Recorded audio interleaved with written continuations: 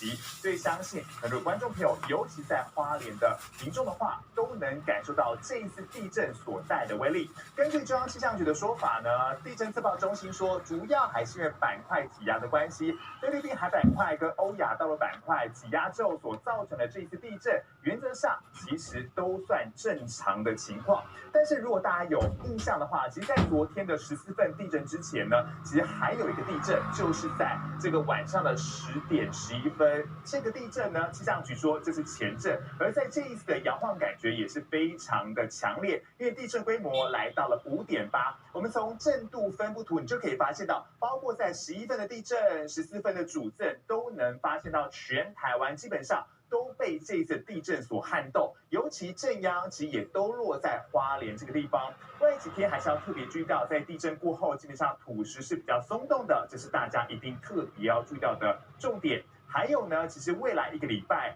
基本上有机会出现这个瑞士规模5以上的余震，也提醒大家都还是要特别注意。再来，我们来关心到今天的天气状况，强烈台风舒力基现在距离台湾鹅銮鼻的